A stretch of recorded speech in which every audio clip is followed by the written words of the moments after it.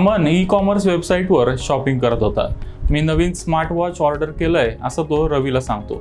अमन, तू मागच्याच महिन्यात नवीन आयफोन खरेदी केला होता ना, मग लगेच या महिन्यात नवीन स्मार्ट वॉच कशाला घेतलंस असं रवी अमनला विचारतो। तू दर महिन्याला किती शॉपिंग करतो असं रवी त्याला विचारतो। माझं असं काही फिक्स बजेट नसतं, मी असंच टाइमपास म्हणून ॲमेझॉन किंवा फ्लिपकार्ट सारख्या वेबसाईट बघत असतो।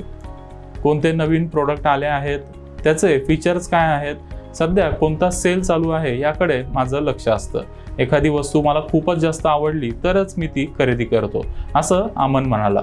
पण दर महिन्याला तू किती रुपयाची ऑनलाईन शॉपिंग करतो असं रवी त्याला विचारतो। मी कधी हा आकडा कॅल्क्युलेट केला नाही, पण थांब आपण लगेच ते करूया असं अमन म्हणतो। तो लगेच ॲमेझॉन आणि फ्लिपकार्टच्या माय अकाउंटमध्ये जाऊन हिशोब चालू करतो। आपण मागच्या 12 महिन्यात या ई कॉमर्स साईट्सवर तब्बल 3 लाख रुपयाची शॉपिंग केली आहे। हा आकडा ऐकून अमन आणि रवी दोघांनाही धक्का बसलाय। अमनला 6 लाखाचं पॅकेज आहे, म्हणजे दर महिन्याला मिळणाऱ्या 50,000 रुपयांपैकी अमन 25,000 रुपये शॉपिंगवर खर्च करत होता। रूमचं रेंट आणि जेवणासाठी त्याचा 15,000 रुपये खर्च होतो। याचा अर्थ खाण्यासाठी आणि राहण्यासाठी जेवढे पैसे लागतात त्याच्यापेक्षा जास्त पैसे तो शॉपिंगवर खर्च करत होता। अमनने जी चूक केली तशीच चूक आपल्यापैकी अनेक लोक करतात। विशेषतः तरुण मुलांचा ब्रँडेड कपडे, ॲक्सेसरीज, दर आठवड्याला पार्टी, मॉलमध्ये नियमित शॉपिंग अशा गोष्टींकडे कल असतो। आपण एकदाच जगणार आहोत, मग पैशाची बचत करून काय फायदा? त्यापेक्षा भरपूर खर्च करा, फिरा, पार्टी करा, शॉपिंग करा आणि आयुष्याचा आनंद घ्या अशी तरुणांची मानसिकता असते। विशेष म्हणजे आपण ई कॉमर्स साईट्सवर किती खर्च करतोय हे आपल्यालाच माहीत नसतं।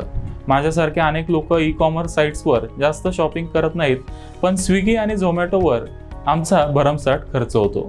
शॉपिंग असो किंवा ऑनलाईन फूड ऑर्डर करणं असो, प्रत्येक गोष्ट आपण लिमिटमध्ये केली पाहिजे, नाहीतर पगार जेवढ्या स्पीडने येतो त्याच्या डबल स्पीडने खर्चही होतो।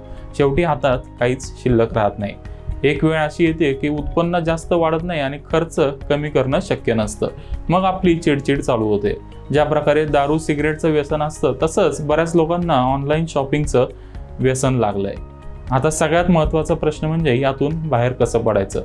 यासाठी प्लॅनिंग करता येईल का ते आता जाणून घेऊया।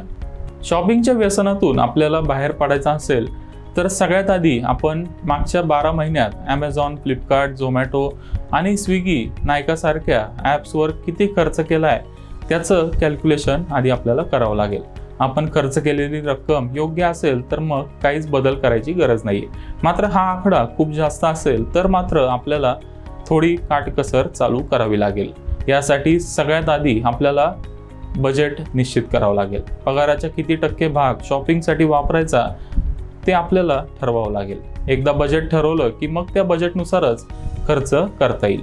खास शॉपिंगसाठी आपण एक वेगळं सेव्हिंग अकाउंट वापरू शकतो। समजा अमनचा पगार आहे 50,000 रुपये, यापैकी त्याने शॉपिंगसाठी 10,000 रुपयाचं बजेट ठरवलं तर पगार झाल्यावर लगेच तो 10,000 रुपये सॅलरी अकाउंटमधून एका सेव्हिंग अकाउंटमध्ये ट्रान्सफर करू शकतो। त्याला जी काही शॉपिंग करायची आहे त्याचं संपूर्ण पेमेंट त्याने त्या सेव्हिंग अकाउंटमध्ये करावं। जोपर्यंत अकाउंटमध्ये पैसे आहेत तोपर्यंत तो कितीही खर्च करू शकतो। ज्या वेळेला त्याची शॉपिंग बजेटच्या वर जाईल तेव्हा त्याला पैशाअभावी ऑटोमॅटिक शॉपिंग थांबवावी लागेल।